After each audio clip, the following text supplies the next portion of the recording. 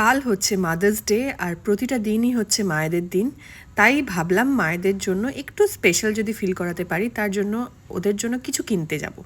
তাই জন্য চলে গেছিলাম আমি দক্ষিণাপনে অনেক কিছু পাওয়া যায়, তাই শপিং করতে চলে গেলাম। এই নিয়ে আমি আমার ব্লগটা শুরু করছি। তো কি কি কিনলাম ব্লগটা দেখতে তেমন বলা আর তেমনই করা। আমি সৌরভকে নিয়ে অফকোর্স বেরিয়ে পড়েছি। আজকে ভাবলাম 4 জনের জন্য 4টে গিফট কিনবো। আমার মা তো বটেই, যে আমাকে জন্ম দিয়েছে।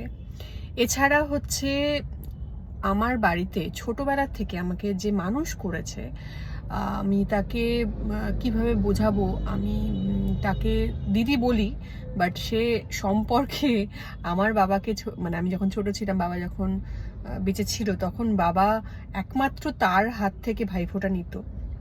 তার বিশেষ কিছু কারণ আছে, বাকিদের হাত থেকে বা তার নিজেদের সম্পর্কের কারোর হাত থেকে ভাইফোঁটা না নেওয়ার বিভিন্ন কারণ তোমরা জোস্টকে দেখেছো।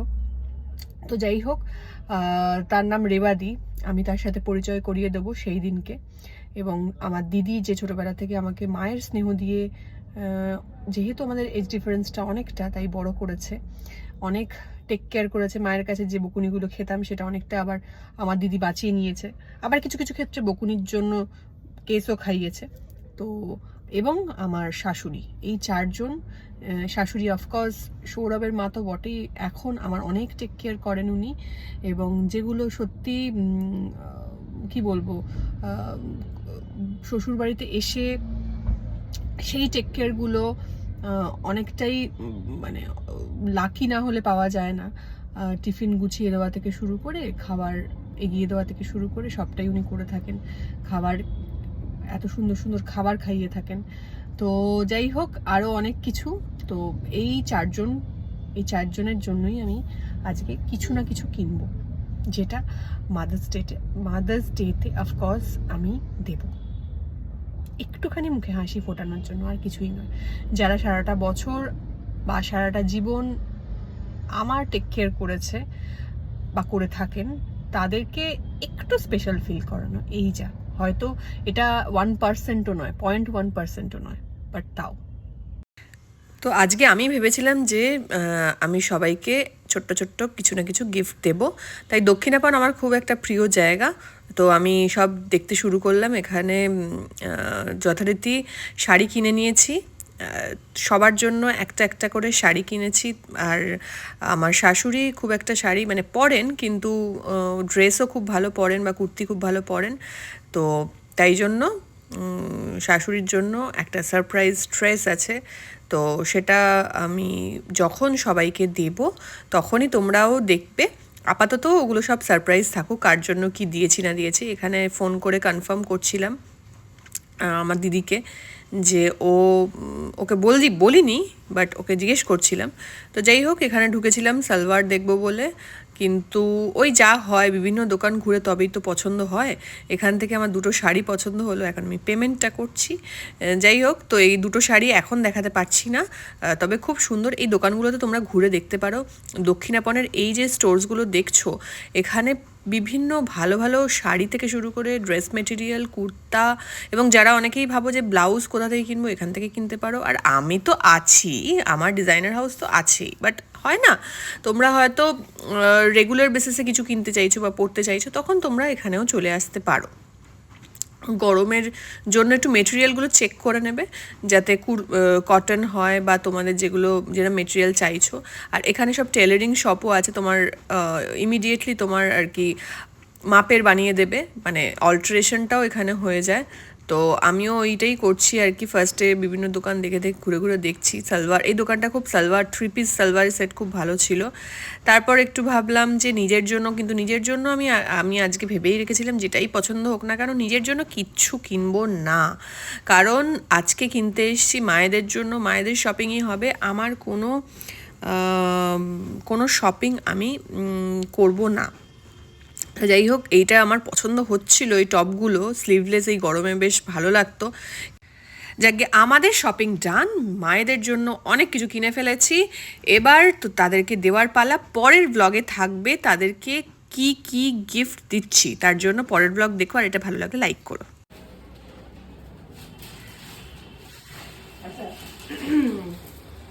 এসো এসো এসো। রেবাদি রেবাদির কথা বলেছিলাম আগের ভিডিওতে, সবাই দেখেছো যারা। রেবাদি 3 বছর বয়স থেকে, মানে আমার 3 বছর বয়স, রেবাদি 3 বছর বয়স থেকে নয়, আমাদের কাছে মানে পার্মানেন্ট অ্যাড্রেস হয়ে গেছে আর কি। আর তখন রেবাদির ছেলের বয়স 6 বছর বোধ হয়, তাই তো? রেবাদি নিজের দিদি বলি বা সম্পর্কে পিসিই হবে, কারণ বাবা তো ভাইফোঁটা দিত। নিজের 6 বছরের ছেলে ছেড়ে 3 বছরে তিনি তার কাছে এসেছিল। এইটা কেমন লাগছে দেখা যায়, মাদার যে জানো সেটা মাদার যে কি বলতো, কি বলতো মাদার যে মানে কি জানো না? আরে মায়েদের দিন এটাকে বলে মাদার ডে, তাই জন্য গিফট দেখো ভালো লেগেছে কিনা দেখো শাড়িটা। ভালো আবার ভালো হয়েছে দেখি, হয়ে গেল তুলে না দিলে ভালো হয়। মাতৃ দিবস। ইয়েস ভালো, যাই দেবে তাই ভালো লাগবে, এটাই হলো ব্যাপার, চাহিদা থাকে না মানুষের। ঠিক আছে তুমি তাহলে এটা রাখো, নেক্সট কম্পার্টমেন্টে চলে যাই। Next compartment. আচ্ছা এই দিদিভাই, যদিও দিদিভাই মা নয়, মানে যত রকম বাস দেওয়ার দিয়েছে হালকা করে, মা যখন বলতো অঙ্কটা একটু শিখিয়ে দিতে, মানে শিখিয়ে দিতে না, অঙ্কটা ঠিক হয়েছে না ভুল হয়েছে, তখন একটু বলতাম যে একটু বলে দাও যে ঠিক হয়েছে, পাশ করে অঙ্কে যাও। লাল কালি বলে লাল শাড়ি, তাই তো? লাল কালি মোটেই অঙ্ক করে ও আচ্ছা। একটু দেবো না, মানে দিদিভাইয়ের কথা শুনে লাল কালি পড়বে আর কি, এরকম একটা ব্যাপার। তো বাঁচাতো ঠিক সময় গিয়ে, মানে যখন একদম কেস খেয়ে গেছি সেরকম সময় বাঁচাতো, আর বাকি ম্যাক্সিমাম অনেক সময় আছে সেই সময় ভালো করেই এরকম হাসছে, কিন্তু ভালোই বাস দিয়েছে হালকা করে। এটা হচ্ছে যে সারাক্ষণ বেচারা আমাকে ছোটবেলায় কোথাও নিয়ে গেলেই বলতো আপনার মেয়ে, বেচারা কি করছে যেত দাও না। এই তো এটা কেমন হয়েছে, ও আচ্ছা দিদিভাইকে আমি ছোটবেলা থেকেই বাড়িতে বেখা দাও, ফোকাস করো, যে গিফটটাই দিই সেটা আসলে আমার নিজের ভালো লাগে, নিজে পরবো ভেবে দিয়ে দিই। ও কম পরে, আমি বেশি পরি, ওর সব কটা শাড়ি, ও প্রচুর শাড়ির সম্মান। এই ধান্দাটা ঠিক নয়। ধারণা কি আছে, ছোট বাচ্চা মেয়ে একটা কষ্ট করে যেগুলো পরতো সেগুলো ফার্স্টে নিজে পরে নিত, পরে দেখতাম ওই পরে যাচ্ছে, আমাকে নামকে বাঁচতে দিয়েছে। হ্যাঁ, মানে- এ বাবা, হ্যাঁ, মানে এই শাড়িটাও আমারই পছন্দ, এবার দুটো শাড়ি কেন কিনবো, দুটো শাড়ি কেন কিনে পয়সা খরচা করবো? তো দিদিভাই তো পরবে ঠিক আছে মাঝে সাঝে, আমি দুবার তিনবার তার আগে পরে নেবো, কি আছে? তার আগে পড়ে নেবে? হ্যাঁ আগেই তো পরি। তা দিদি ভাই ফেরত দিত। না, সেটা তো আর কি? বাকি আছে।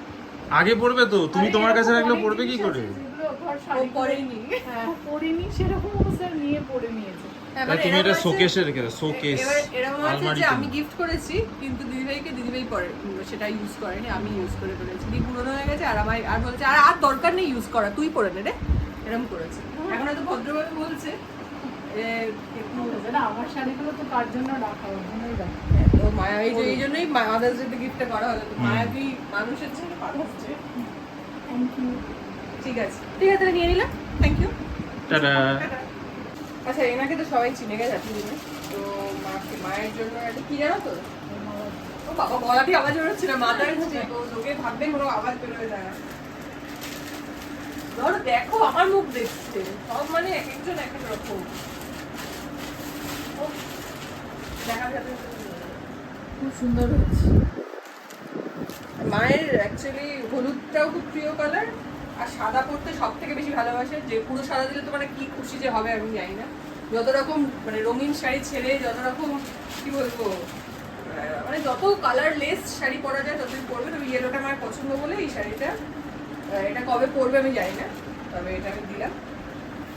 আর একজন আছে সে তাকে দেখাচ্ছি, কেন দিচ্ছি জানো? কেন? কেন দিচ্ছি দেখছে বৌদি দেখে এই কি এটা? সেটাই ভাবছে, শাড়ি তো বুঝতে না পারছি। শাড়ি নয়, জামা তো জানি, তো জামার